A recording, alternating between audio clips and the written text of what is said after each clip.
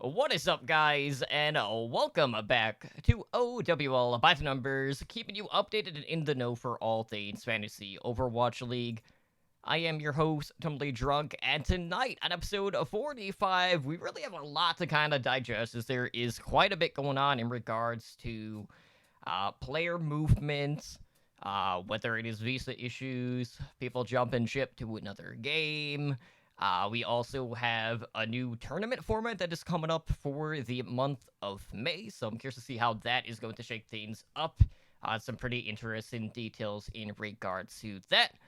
And really just a whole lot going on, and we haven't really had a lot of time to kind of like talk things through about like what direction this is going to bring us towards. So before we get into the news and introduce you to my co-host, let me just quickly take a moment to thank everyone who is joining us tonight on Twitch for our live show.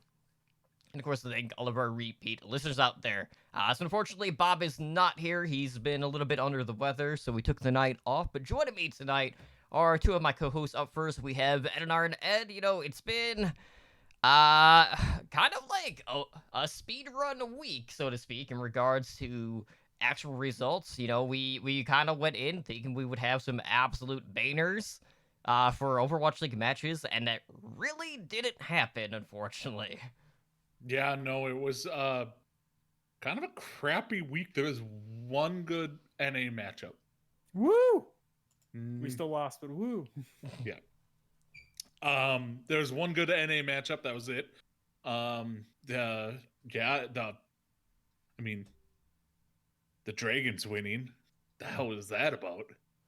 But yeah, no, it was just kind of a weird ass weekend, to be honest. Um, I don't know. I don't know a better way to describe it, but it was super weird. That Well, that is the thing, yeah. if there's one good thing that comes from this weekend, and granted, I know for our own mental health, we're all trying to stay off of Twitter as much as we can right now. It means that the Houston Outlaws Twitter accounts will finally shut up about the battle for Texas. Because as a fan of the team, even there's so all the trash talking on there being like, look, you guys are talking so much crap, and we're gonna go out there and get freaking rolled. Granted, we did not get rolled, we just choked. Very different. But No. The team didn't choke. One person choked. oh yeah. I'm so This year's Sato. oh, oh, Sato 2.0. yo. I hate you guys. I hate to start it off on a negative note because I'm sure we'll talk about some negative things in a little bit. I have been a Muma defender for a while. I'm pretty sure you could quote me on this podcast being a Muma defender near the beginning of it. And to see the man single-handedly choke away the game multiple times.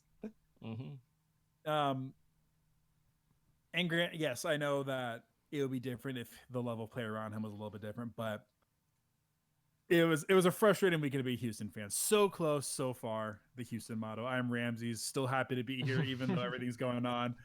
Happy to be here with Ed and Totem, of course, and to talk some fantasy Overwatch. How are you this week, Totem? I'm doing all right. Obviously, a lot of stuff kind of happening behind the scenes podcast side. But it's been an interesting week. Unfortunately, like my dynasty didn't really show up against the Dragons, but hey, like we finally beat Hanjo Spark for the first time, so I mean, I guess that's something. But it was kind of a bittersweet moment knowing that the Overwatch League coaches who have been polled, to see like who is the strongest team in the Overwatch League, we're all wrong. Because for whatever reason, they did have, the Dynasty up at the number one spot, despite having only played 2 matches so far. And then they basically just ran straight into a buzzsaw, and that did include Fleta getting a little bit of redemption against his former team. But let's jump into the news, because we got some pretty big news this week. So obviously, there's been a lot of discussion today revolving around the reigning MVP San Francisco Shock DPS player Sinatra, who has left the San Francisco Shock and retired from Overwatch. This was reported by ESPN, kind of got leaked a couple of days ago, and he's going to be joining the Sentinels organization in Valorant, which of course, we're all familiar with. A lot of people have been farming the Twitch drops in order to get the closed beta access. And Which they're there's, cracking down on. which is also true. Yes, I did see that reported earlier today as well. But there's been a lot of people trying to like reason things out. Like a lot of people looking at things in a pretty bad light in regards to like just the Overwatch League as a whole. Some people kind of like ragging on the Shock organization. People dogging on Sinatra for abandoning, a game that made him.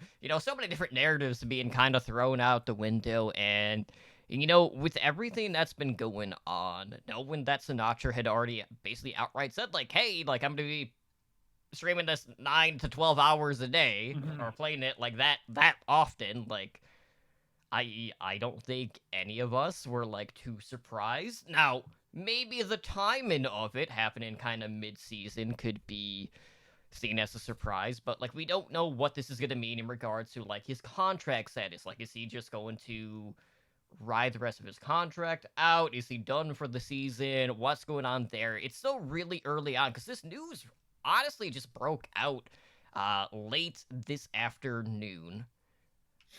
So not too many details about it. I don't know if he posted a tweet longer or anything like He did. that.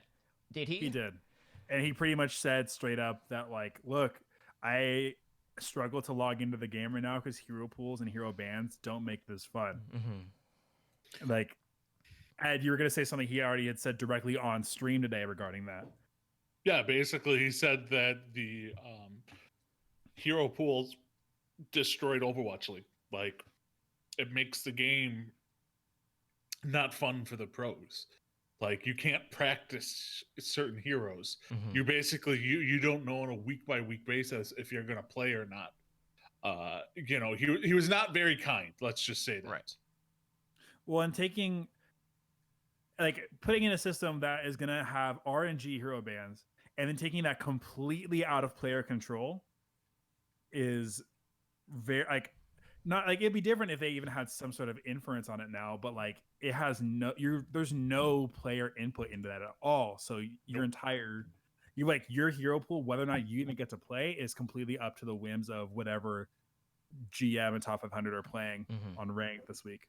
Yeah, and it goes without saying, like, when we look at like heroes being eligible to get pulled from the hero pools, there have been consecutive weeks ever since the introduction of hero pools where there is discrepancy between what is being played on ladder at those high levels versus what we're actually seeing within the Overwatch League. And like the ranked play kind of dictating what's getting played in the Overwatch League has just kind of like made it where essentially every other week the DPS bans have been double hit scan of McCree, Widowmaker, which is again the case for week 13 of the Overwatch League.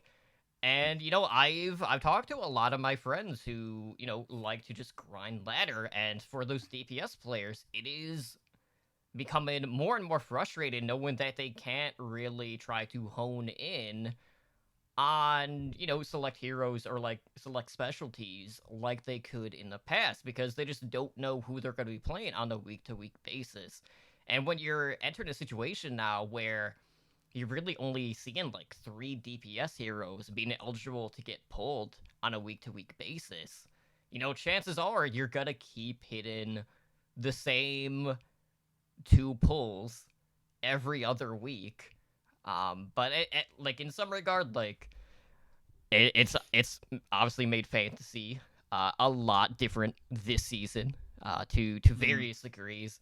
But we've heard a lot of doom and gloom about players wanting out, and seeing the league MVP just being like, nah, man, like this is it. A lot of people are like, well, this is a big risk because like Valorant obviously still very early on. It's in the beta stages still at this point, closed beta.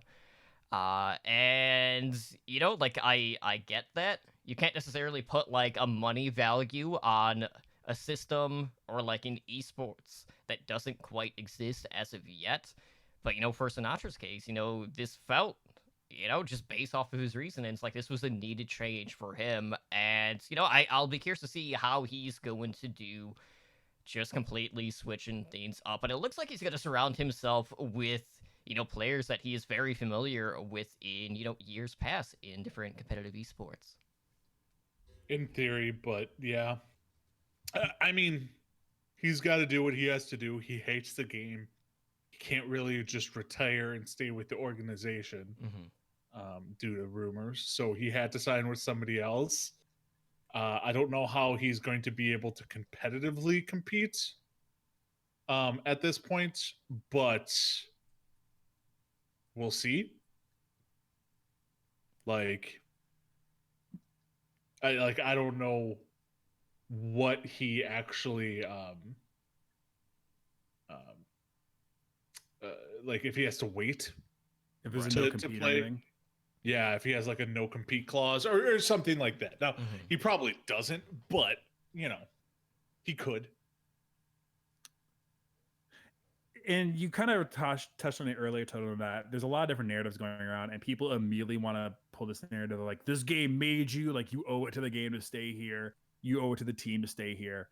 And these are people who I think haven't watched a lot of traditional sports, because with how quick a career in just competitive games of any kind, whether it's sports or esports, is, you don't really have that long to really go out there and make your mark and to really get of it you can. If he thinks this is the best move for his career, as much as it bums me the heck out, like, I get it, I understand. I am sure there's details that we aren't gonna know, that we're never going to know about what the outlook. All right, I'm gonna stop you right there, Ramses, because you've gone pure robot and you're frozen. So we'll move on to some fantasy talk. I'm still here. Yeah, no, you're still a robot. No. He's refreshing. I will say, like, the fact that this news happened like a day or two removed from the government releasing all those UFO like videos was so funny. So last bit about this, and let me know if I robot again. Okay. The one thing I can urge you guys to do, and I'm sure everybody on this show would agree, if you are already part of the Overwatch League mailing list, for one, sign up because you get the 100 tokens out of it, just to be greedy. Number two, sign up because they send you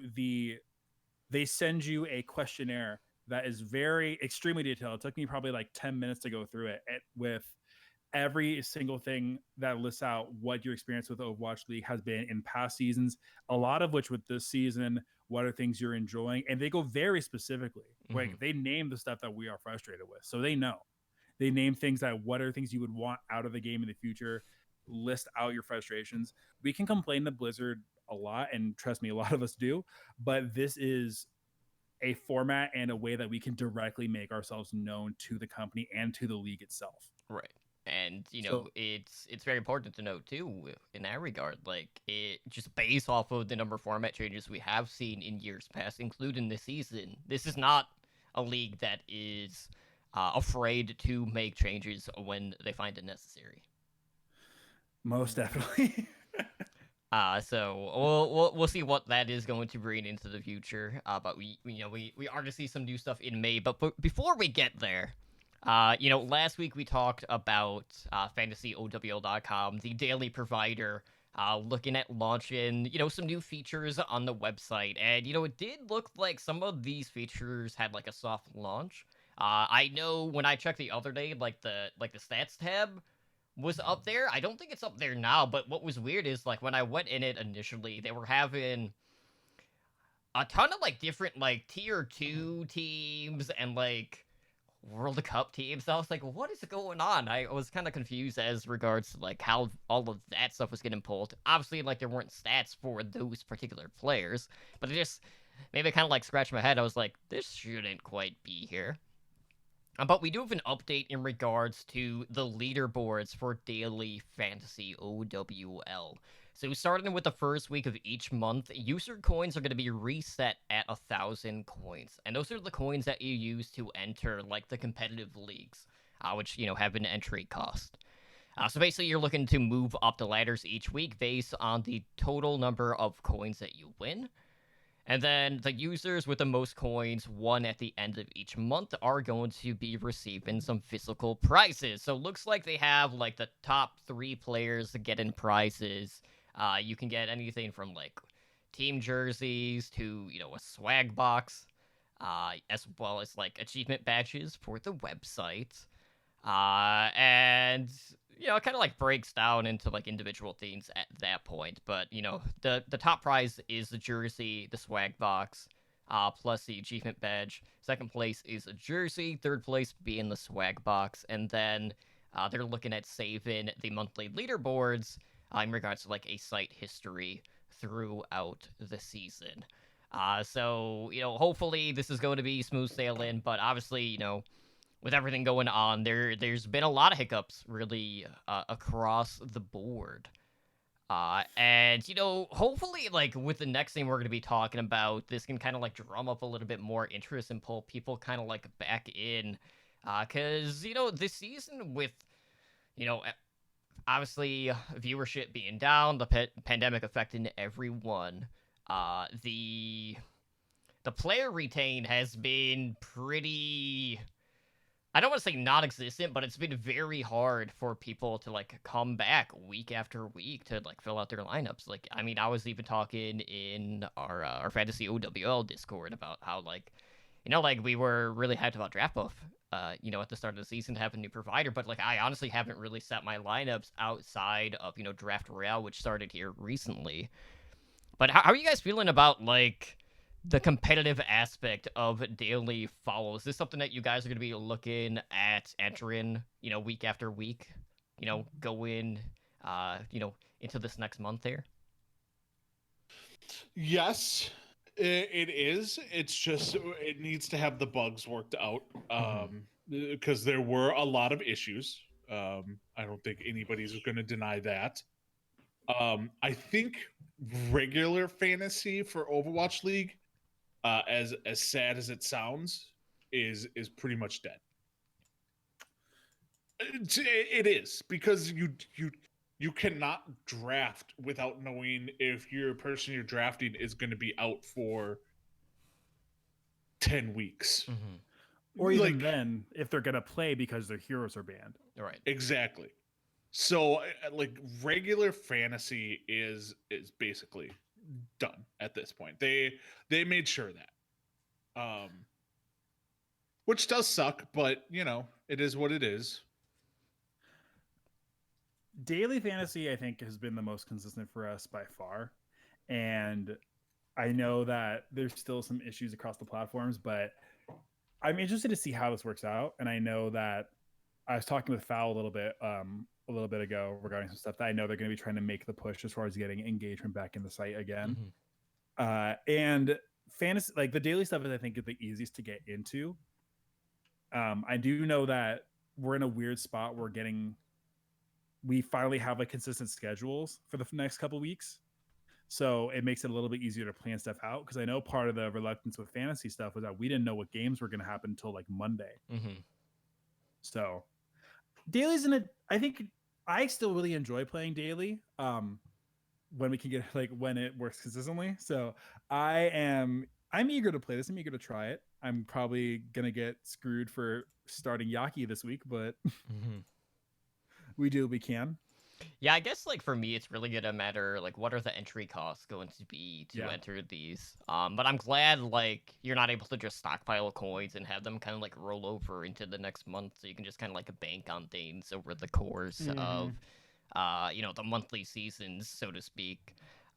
So I'm looking forward to it. We'll see if any of our hosts can finish top 3 in regards to the user base. Second week in a row that Bob is not able to come on, that Bob wins a contest. So I think this is part of his strategy long term. Is it? What did he win? He did. He won one. He won. Was it daily? He won a daily one Okay. He won the Saturday daily one. And I won the Sunday. Yeah. I'm double checking right now just to make sure. Yeah. Yep. That is correct. Yeah. Bobby. Ugh. Ramses, you were the only one that didn't win. Congrats. I know. I hate that like I get hyped because I'll go in, I'll see like before stats update, it's like 1 out of 3. Yeah. Oh, 0 points. Okay. Mm-hmm. Damn it. And for me, it's just like, oh yeah, I got third in the day that I scored more points, and I got first in a day where I scored like 200 less points. Gotta love that inconsistency on that Well, end. man, I know that like when I looked at like our lineups on Saturday, I know like a bunch of us who started Dogman like really kind of got screwed up for that. Mhm. It's the point totals are a little bit weird, but daily fantasy at least feels like the less out of all the Overwatch League fantasy that's viable right now. It feels like the most fun because there's less to lose with it. Like if you lose because one person didn't play that day, like you lost one day, Mhm. and it's a little bit. It's the most adaptable to hero pools at least, instead of like having to figure out like how you can finagle your lineup of drafted players to make a starting lineup. Yeah, because if they don't play the one day, you're like, oh, maybe I shouldn't play them on Sunday then. Mm-hmm. But you go. Oh, I was just gonna say, so like, at least at that point, like you're able to learn and kind of like adapt on a day-to-day basis, as opposed to kind of having like that blind leap of faith, so to speak. Mm-hmm. I know that, and let me know if you guys want to stay here, but I know we're going to be taking a leap of faith right now because, as is tradition with Overwatch League, random huge changes are going to happen halfway through the season. Last year it was 2-2 Rollock. This year it is the May tournament. So we originally were going to have a midseason tournament. Then that got removed in the wake of everything with coronavirus. And now it's back. Now it's back, but for wins this time. So they announced it on Sunday, right after, like at the end of Watchpoint, that the Overwatch League is going to be holding a mid-season. They didn't call it a mid-season tournament, but they're going to be holding a May tournament, even though it happens at the end of May. That is going to be it's going to be 2 separate tournaments almost. So I think a couple things to lay out going forward. From now on, we have 2 separate divisions pretty much. We have the Asia division, which is all 4 of the Chinese teams, and then Seoul, the New York Excelsior, and the London Spitfire. And then we have North America, which is literally everybody else, including the Vancouver Titans. So there's going to be 2 separate tournaments. There's going to be the Asian tournament, which is going to have all 7 of the Asian teams in it. And then there's going to be the North American tournament, which is going to have 12 out of the 13. So everybody but Boston in it. And the way this is going to work is that the next 3 weeks of competition are going to determine what the seeding is for that tournament. And you're going to see these next 3 weeks, all 20 teams are going to be competing in qualifier matches. Somehow they worked out the server stuff so that everybody was going to be able to play. And there's going to be each team in NA is going to be playing 3 matches over the next 3 weeks. And each team in Asia is going to be playing 4 matches. And this is going to be a single, once we get into the actual tournament, it's going to be a single elimination style tournament where you lose once, you're out. And they're going to take into account team records, map scores, and standard tiebreaker stuff to make the actual seeding work out. And then once the seeding works out, this is going to move forward. It's a 1-to-3 format like we've been seeing until the finals, where it's 1-to-4. And the higher seeds pick the first map, with the losers picking the next map. The payoff for this is that at the end, the team that you get a certain amount of bonus wins in the league depending on how far you finish, meaning that you're less likely to play in the more wins you have at the end of the season, the less likely you are to win, to be in the play-in tournament. So the winning team, if I remember off the top of my head, the winning team gets 3 game wins. Second place gets 2. You're shaking your head, Ed. What is it? This is stupid. I've seen a lot of people on both sides of the fence, and you know, we honestly all haven't talked about the format change collectively together. So let's just give our general thoughts, and let's start with you. Like, obviously, a lot of people are kind of honing in on the fact that not only is this just another format change mid-season, but a lot of people do not like the fact that it kind of revolves and rewards wins towards the end of the season. Yeah, I don't think you should ever have a turn like.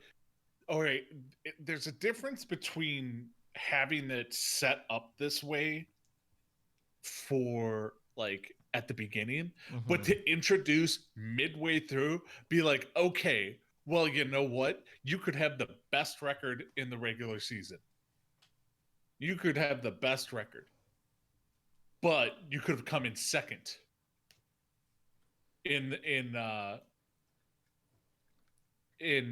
tournament and lose out on the first seed. Right. It's a Like big lead jump. Mhm. it's kind of shitty of them. Yeah, Like it's bad. It's you just want to look at them and be like, what the hell is wrong with you? it's definitely like a system shock. But Remy, so I'm gonna get your thoughts in. I'll kind of chime in with where I'm sitting right now. Well, I'm a little bit more positive, but I definitely understand it, Ed, because it feels like something the Blizzard's been doing for the past like 2 years of the Overwatch League, Mhm. which is kind of, forgive my language, but it feels kind of ass backwards, where Mhm. it's not.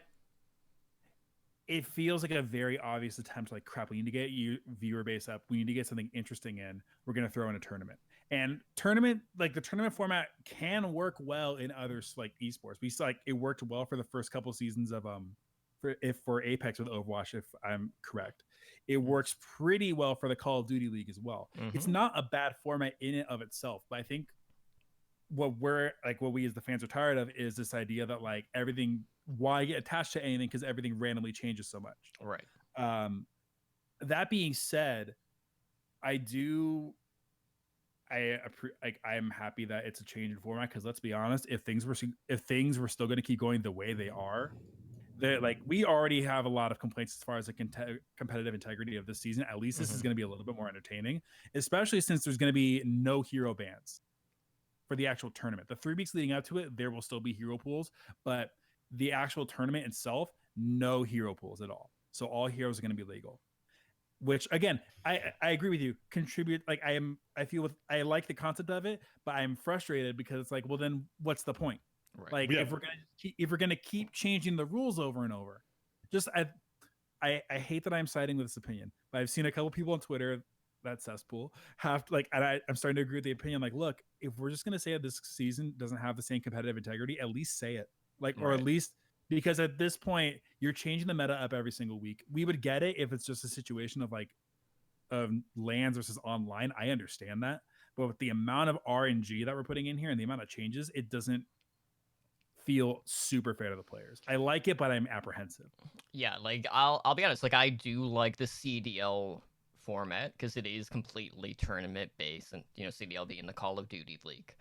The difference is there, like that was always the plan from the get go. It didn't just all of a sudden start mid season, and now all of a sudden it's just like, okay, like, well, I know, like, initially for the mid-season tournament, hero pools were not going to be a thing for that, so no change in that regard, but I don't know. It's just one of those things. It just seems like it's primarily just done because people are getting tired of just seeing the same matches, which has been happening a lot because it hasn't necessarily just been like regional based. It's been like, okay, we got like the East Coast teams facing one another and the West Coast teams, and then you got the Asia teams. So at least now there's a little bit more of possibilities that we could see from the actual matches themselves. But yes, the competitive integrity throughout the entirety of the season has definitely been in question. And I don't think that all of a sudden being like, okay, let's do a soft reset mid-season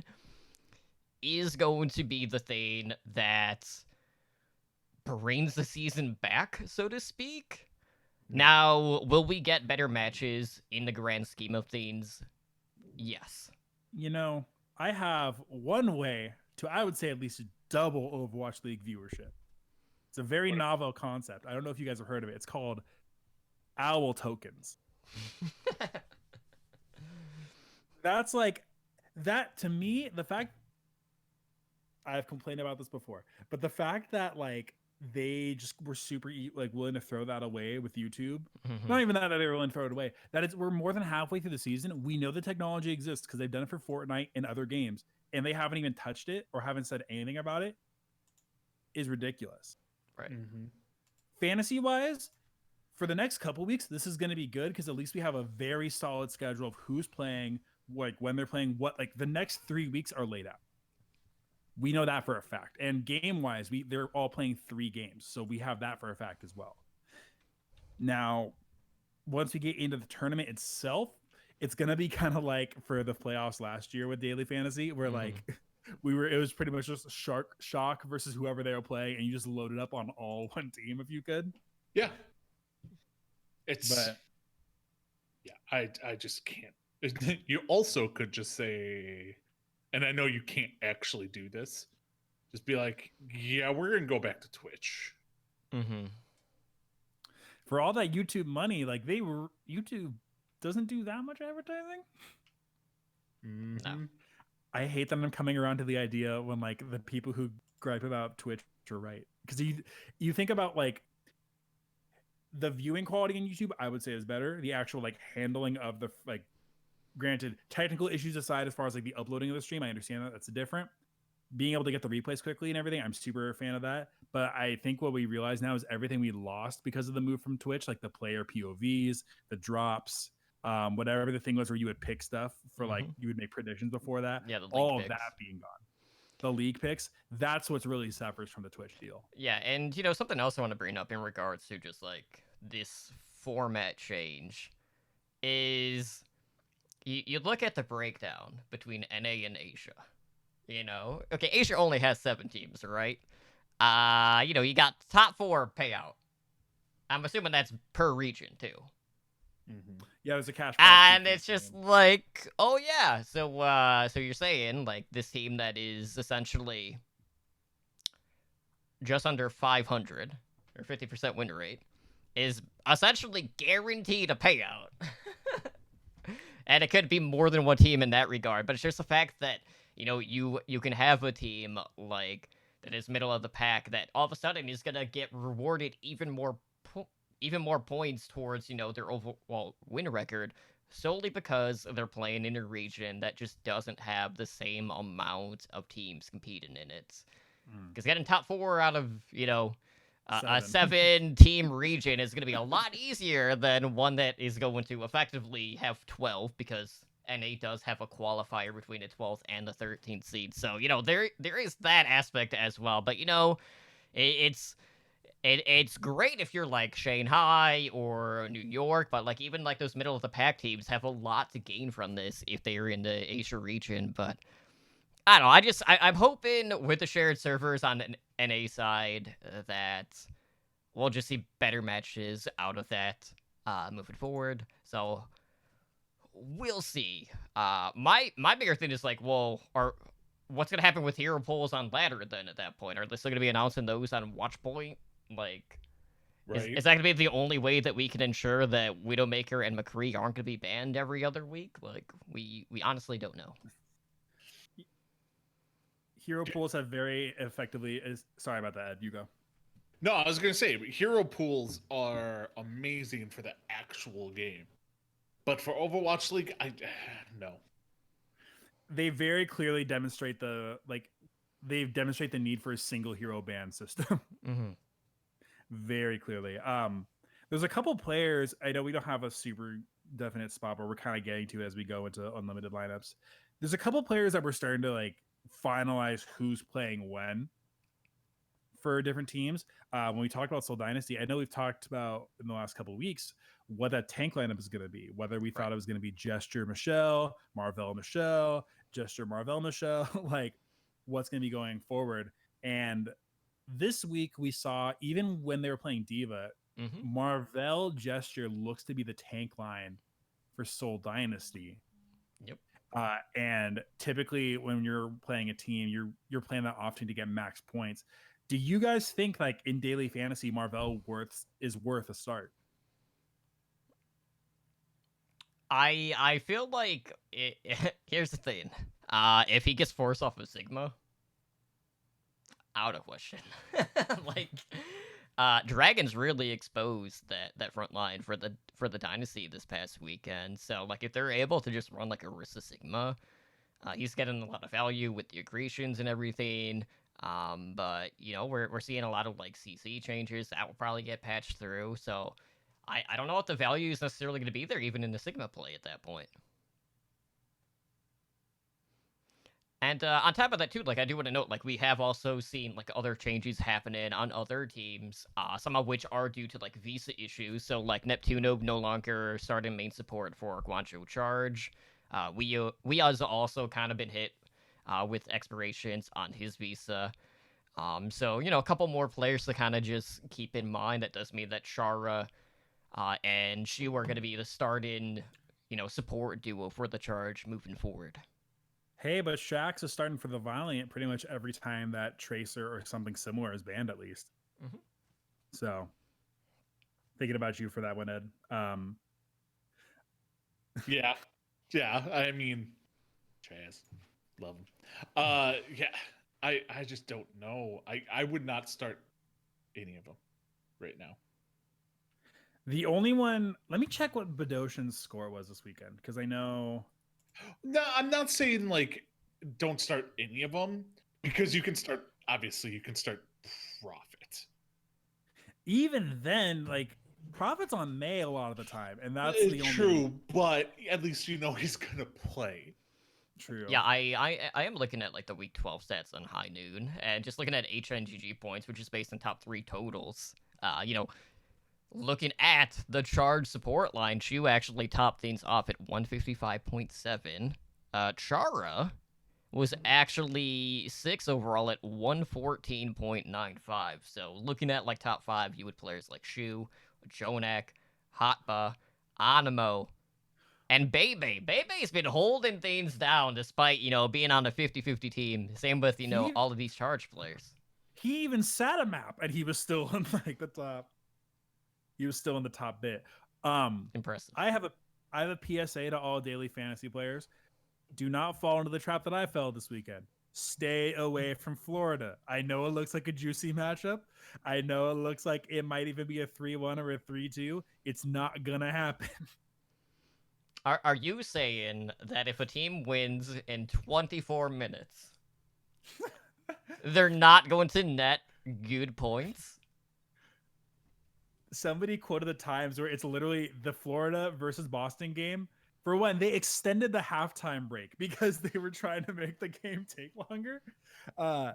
The Florida versus Boston game was shorter than the Unco pause last year.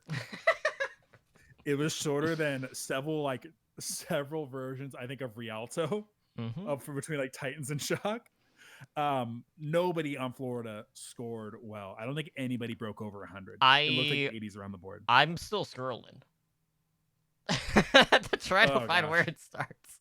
So they're playing Boston again this week, is why I say this. So do Mhm. not pick Florida. Do not fall for the same thing that I fall for. Right.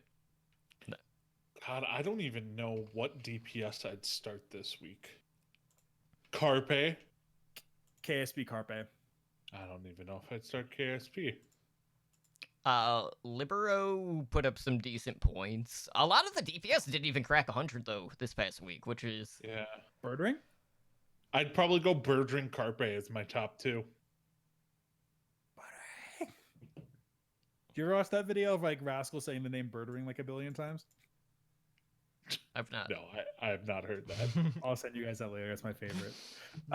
And New York even ran something weird too, where like SBB came out for control maps, and then they would sub in, so it would be Libero, who are you? Mm-hmm. I think I'm on record last week as saying that Nene was going to get the start, and here I am wrong. So Well, it's I told you he wasn't going to start because there was I some report believed going on. him. Yeah, and even Atlanta's even weird too because they've been like switching lineups around, and then this weekend we saw a lot of Baby Bay Erster. Mm-hmm. So when we've been kind of jumping around different players, do you guys have some? If you can put together an unlimited lineup, who do you think are like the sure locks for unlimited? All right, hold on. I gotta actually pull up the schedule. Carpe and Alarm. Carpe Alarm. I think Void is a lock. I Yeah, think you start Void- Void no matter what. Void has been putting up consistent numbers throughout the entirety of the season, which I've been happy to see. He's kind of been like the staple pick that I've had pretty much every week since the Dragons started their season. And Crimzo. Crimzo was a lock for me at this point. They face Washington this week, so that's kind of like a. You know they're gonna throw one map. The last time they played, they threw a map. Well, no, they didn't. They won 3-0. But Crimzo's team is inept enough to where they die enough times that he has to heal them, but he also can get enough kills because they're playing really weak teams. Right. I'd say primarily looking at players like Shu, Hotba. I don't know if I would go Bebe, knowing that the Spark kind of got rolled by the Dynasty, and we have a rematch again this week. Trying to think who else. Like, Funny Astro has been pretty consistent. What about tanks? Choi Oben? Void Troy, I think, is their play. Yeah, Void, Choi, and Hotba are probably your 3 safest bets. Maybe Hawk because they're not playing Philly. Maybe Hawk. Like, I agree though. Like Void, Choi, and Hotba are probably your best 3 picks. Yeah, I think Kron would probably be like the outside pick in that regard. But it's just been so weird though, because like we also have to factor in like Echo is going to be eligible this week in the Overwatch League, and then that's just a whole nother can of worms. Like, who's going to be playing Echo? Well, Mercy's playing Echo finally. Mercy's also banned, so is that going to deter people from playing Echo? Probably not, but we have no idea. So it's just like Edinar. Everything that we say could be completely wrong on the DPS side. Ednar, let me propose a situation to you. Philadelphia versus Paris. They go to Eichenwald. Carpe comes out. Chipsa comes in to play the Echo. Chips is not playing. Did you hear that whole story this weekend that he bet XQC like 1 million subs that he was definitely going to play? And then apparently on Sideshow's stream it came out that like Chipsa didn't realize that Echo was banned this week, let alone wasn't even supposed to be playable this week. Mm-hmm.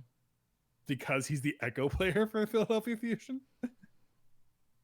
Also, we did the math. 1 million subs is like $5 million. Yeah, that's how that works. You multiply 1 million by 5, and that's what you get. Yeah. We didn't say I did love the stat that they posted this week. They put up Chip's stats on the stream. That was pretty nice of them. Jaws rolled him. It was great. Mm-hmm. Do we think Space is a good play for tank this week? No. They face Defiant. That's a pretty soft matchup, in my opinion. I'm not even sold that he's going to start. Space? Yep. Oh, sorry. I'm thinking Super. Sorry. No, Space I would say would be a pretty good start, but again, they're playing the Defiant. Man. Yeah, I just feel like there are closer matches that you can look at. Not to mention, other teams do have 2 games as opposed to just 1 for the Gladiators. So if we're trying to put together the for sure starts this week, I think just to recap, it would be Carpe, Void, and then insert random people. Shoot. Okay, I would say do. Like, Shu and Jonak are honestly, pretty solid for support line. We'll say Carpe. The DPS one is always kind of wonky. Well, it would be better for Shanghai we knew, because, Fleta's supposed to be, the every game guy, but then sometimes he comes out for DM if they're just going to play Pharaoh the whole time. Or Ding, right. Sorry. Well, so. Fleta was their top point getter this past week, in that regard. And I really feel like he is more flexible. It is kind of interesting, they have, completely departed away from DM and Dane throughout, basically the majority of the season so far. So I feel like, Fleta is going to be, their Swiss Army knife on that team to kind of just fill in and flex to whatever. Last question, just to make myself a little bit frustrated. Is there anybody remotely startable on Houston this week? No. They're facing the Shock? Nope. I'd say no. But Ed, aren't you happy? At least Rockus isn't starting every week now. It seems like they've really locked in Repel Jexay. That's because it's their best bet. That was the best part of that game. I hope you guys got to see it of just Repel and Jexay single-handedly winning multiple maps for Houston. And then their tank single-handedly blowing the series for them. Oh Yeah. my gosh, dude.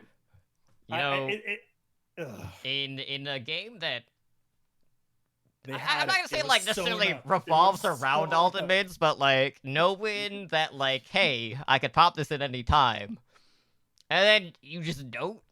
It's like It wasn't even that. They lost the final map.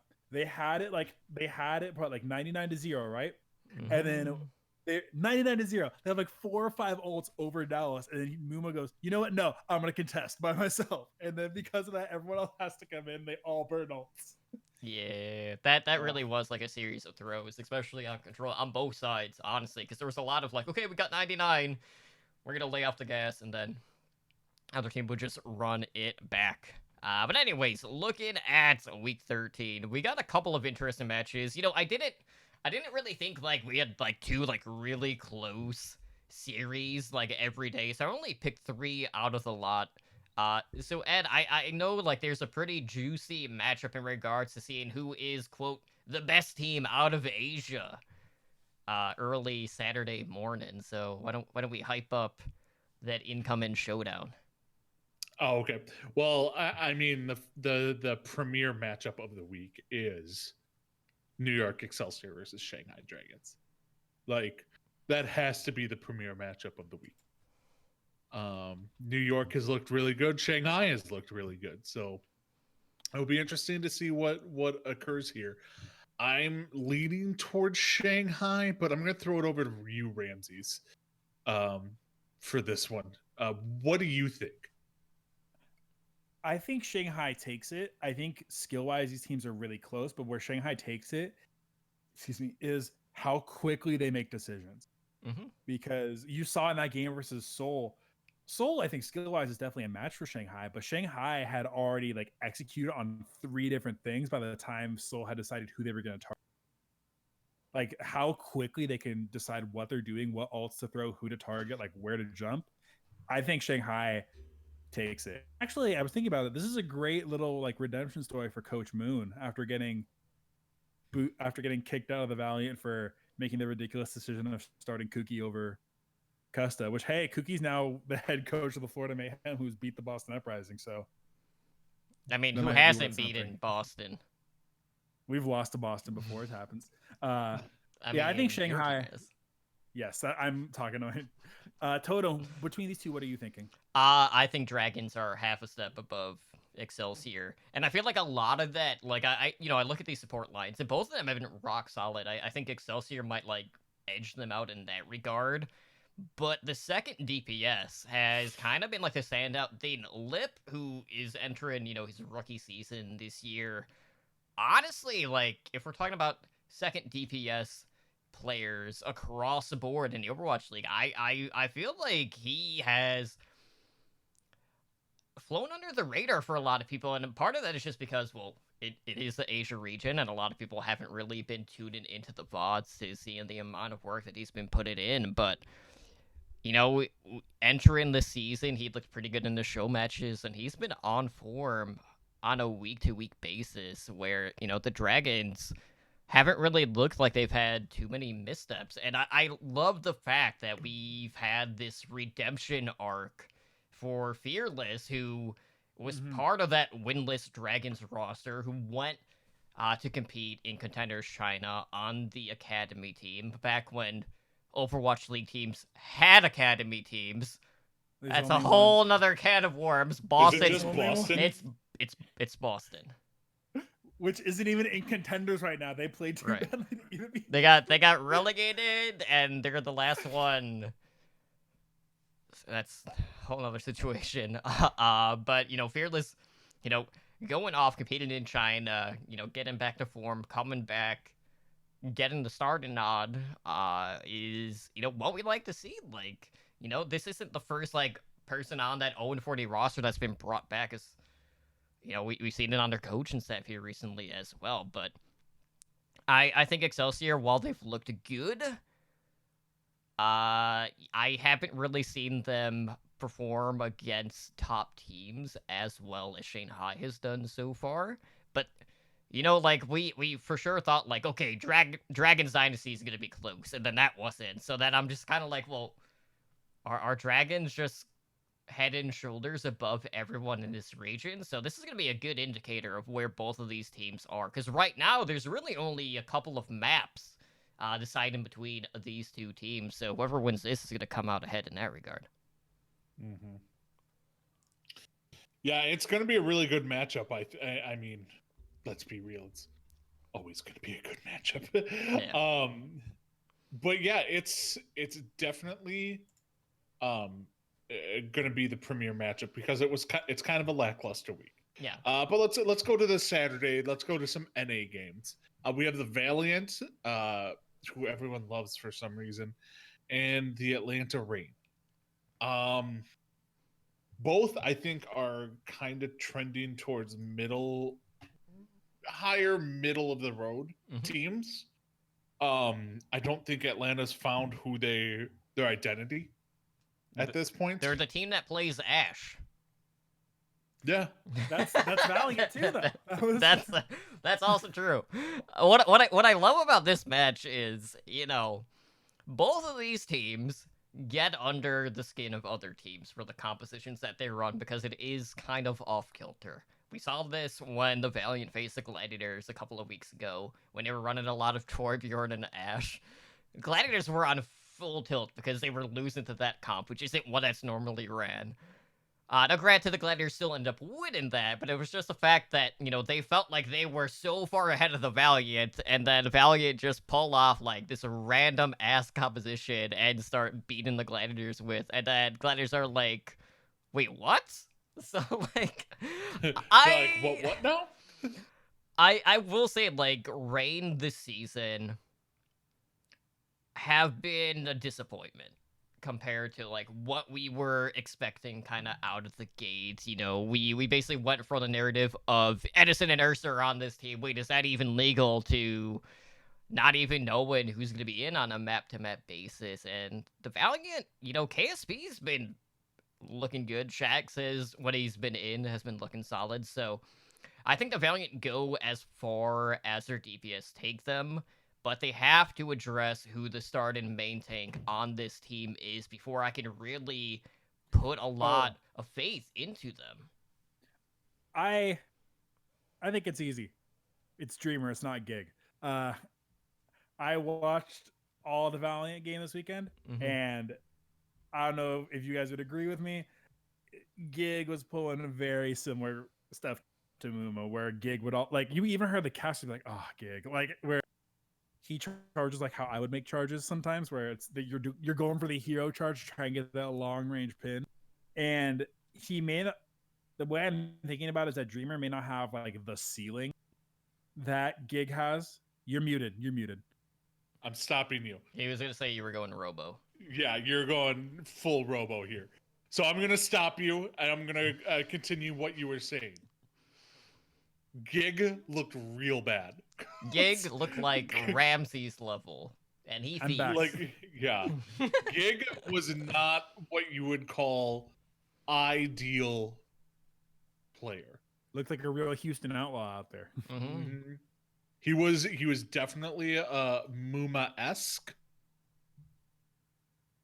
And God, that seems mean to say to him, but it's true. But yeah, I did watch the Valiant game this week, and it was a game. They're fun to watch. They're messy, but they're fun to watch. It was a game, but the thing is just you're going up against Moth, and Moth is just Moth.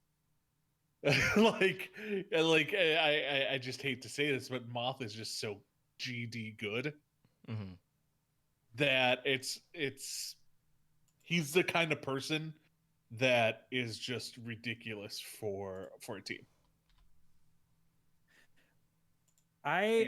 This game is going to be good, but I think it's going to be good in the way that like Outlaws versus Fuel was good, where it's just two people tripping over each other until like the game is over.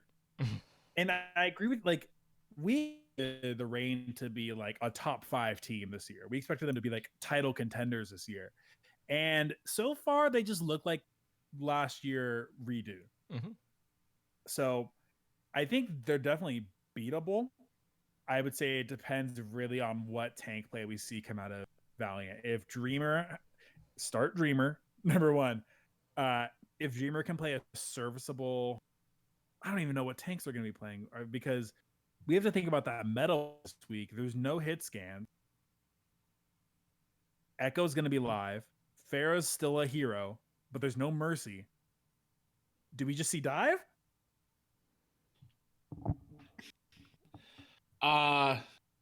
No. I guess no. I don't think it will. The only thing is we just don't know what to expect. Yeah, the thing for me is, like, obviously we've seen a lot of Ash Torb comps from these teams. And the Torb in the past has primarily been to shy teams away from running Sombra and Tracer. Now, is that going to be a similar situation when it comes to Echo?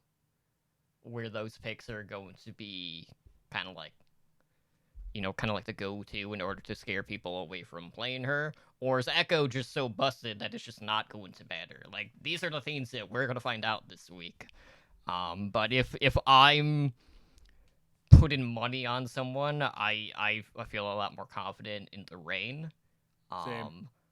I would say it's a soft confidence, but just due to the fact that the Valiant haven't really honed in on their starting lineup still at the tanks really makes me worry. But, this one could be a lot closer than what people are anticipating this weekend. Oh, for sure. It could be way closer than what a lot of people are thinking this weekend. So, let's move on to the last game we want to go over. And that is the Philadelphia Fusion versus the Paris Eternal. Mm-hmm. I'll just say this right now. I think Fusion are going to roll with this one because the Fusion that we saw at the beginning of the season is not the Fusion we're seeing now. This is a series that this season is 1-1. Eternal do have the sole win over Philadelphia. I will say this, though. Both matches have gone to a 5th map. Fusion are on a win streak, too. So that is also something to factor in. But, like, I don't know if this is, like, a surefire bet that, like, okay, like, Fusion's rolling. They're, like, 9-1 at this point. So they gotta win, right? Well, we'll see. But, like, I don't know. Like, Eternal is still really hard to get a read on because there are weeks when they look great. There are other weeks where they struggle against teams that they should necessarily beat. I don't know. It's been like an interesting season for them. Obviously, they've had some lineup changes. They're still waiting on Sparkle to be eligible to get played. Then they had Hip retirements. Then Gray was starting at that role. I don't know. What are you feeling about this one, Ramses? McCree's banned. He's not going to play. Xe can't play anyway because he's still recovering from shoulder surgery. It's going to be Fusion. So I guess if we're given eternal hope here, it's that Nico God is going to have to macro faster than any human has ever macroed in his life. If he can macro faster, and if we can get FD God to literally like fly at supersonic speeds to be able to boot people off the maps, that I think Paris might take it. But it seems too stacked in Fusion's favor. The last time that Paris won this, correct me if I'm wrong. No, they won it with they had Soon Nico. That was it. They had like Xe didn't play that game if I remember correctly. This was on March 8th. Was the Paris one. It was Ivy Carpe as the starting DPS on the Fusion side, and this was when they were still primarily running Poco. But this was also at a time when we were seeing like a lot of Legs Tracer, and then EQO was in Brig Jail. Maybe that was the thing. It was the fact that That's EQO it. was back That's in it. Brig Jail, where it just literally closed the door on the Fusion to win that series. So As we get closer to the end as well, because I think we're all pretty agreed that it's going to be Fusion, correct? yes, sticks. I think all of us here on the show have a solid request to those of you, if you happen to be in GM, if you happen to be in top 500, for the good of the game, for the good of Overwatch League, if you could just insta-lock May every single game. Domo arigato, Mr. Roboto. Domo. If you could just insta-lock May every game, I would whatever just needs to happen. Oh, Whatever. Heck, if you're playing Echo, if you can copy May as well, that way we can get 4 Mays in the whatever. well, Get this in honor of Ramses, everyone needs to play Bastion Mm-hmm. because they need to play a robot. Now, Bastion requires aim. Like I don't know if you want to go that far. It's you have to play Orisa, Zenyatta, Bastion in every comp in honor of Ramses. Mm-hmm. Yeah, I mean, just collectively, we need to get more than 3 damage heroes eligible to be getting pulled. Like, Yeah. a lot of like I know a lot of people who are definitely kind of like at the breaking point, like that like to play DPS, and it's not just for the everyday player. It's happening to the pros. It's just at some point something is going to have to give, and if it really has to resort to the community as a whole being like, oh yeah, we're gonna play heroes that we find not fun in order for them to play heroes that they do like to play, then we're really entering some really crappy situations. Seriously, that's when you know the game's shitty. Fill out the questionnaire. Yeah. That's all we can do at this point. Yes. Ed, do you have any questions for us this week? No, I do not. Sorry. Disappointment. I know. I haven't had one for weeks. Yeah, I don't know why Ramses is still like hanging on to this hope. I enjoy it. And, It's I know fun. why. It's because he's an Outlaws fan. Mel was like constantly tweeting like, oh, there's like no signs of intelligent life anywhere because like I was saying at the few we're going to win. And then, Booger's like, oh yeah, I agree it's going to be a 3-0. And then he just assumed that I was talking about the Outlaws winning, and I told him he was delusional. Booger. And Booger. it goes with the territory being an Outlaws fan, that quiet optimism. We did part of that interview we did with Ro for Realm Maintenance was he asked us like who our favorite, like who is a team that you would recommend watching, Okay. like who would recommend like a casual fan to watch. And the Lobo was like, oh yeah, Ramsey's gonna say Outlaws. And I said, absolutely not, under no circumstances watch the Outlaws. There's at least 12 other teams that I would have a good time watching before I would pick that team. Mm-hmm.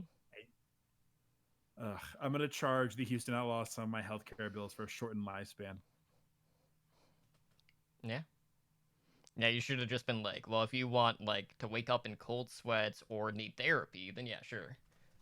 Go watch the Outlaws. I can feel my spine just contracting as I cringe like harder and harder into it. There you go. All right, so with that being said, guys, we are going to wrap things up for tonight. So if you guys want to help us out, the best thing to do is to head over to iTunes and write us a review. Let us know how we're doing. We are always looking for more ways to improve the show. If you are looking to consume additional Overwatch-related content, consider checking out Overwatch Recall, which is our podcast directory for all the Overwatch League, and the only Path to Pro podcast app being Blackwatch Report over on our website. And then most weeks on Sunday, I'll be honest, this past week's is not up yet because of other things happening. We do the weekly recall, which has everything that was released in the prior week available for you. So to keep updated on all of that stuff, be sure to check out Recall on Twitter at OW Recall. Now, of course, guys, we do have a couple of different ways how you can support us directly. So, Ramses, why don't you go ahead and let our listeners know how they can do that, sir?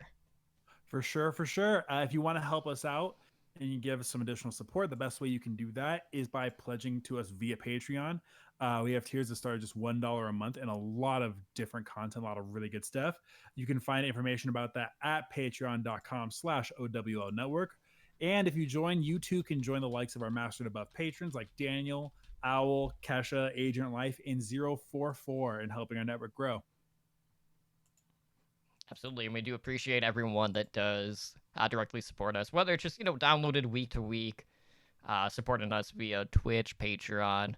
All of it goes towards podcast costs, which do kind of like rack up since we are a network. So with that being said, Ed, why don't you go ahead and let everyone out there know how they can contact our show? Well, you can reach us through email at contact@owlnshow.com. We are on Twitter, and that's at OWL by the numbers. We do have a website where we post everything at owlnshow.com.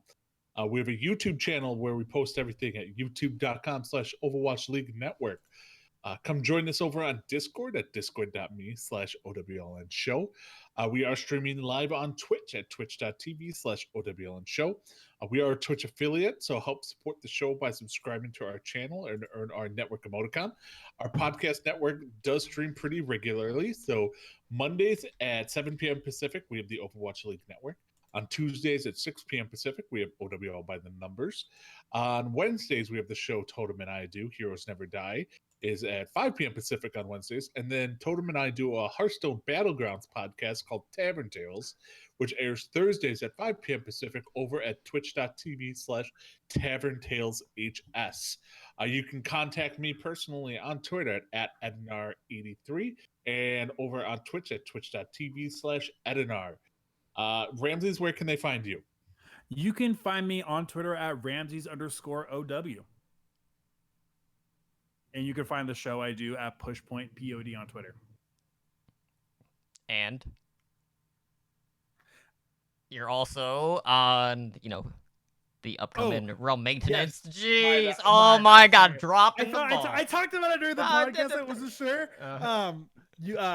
We also did a episode with Ro from Realm Maintenance. It's a great podcast that is all about finding other shows and content creators within the Blizzard content community. Mm-hmm. And you can find that at Realm Podcast on Twitter.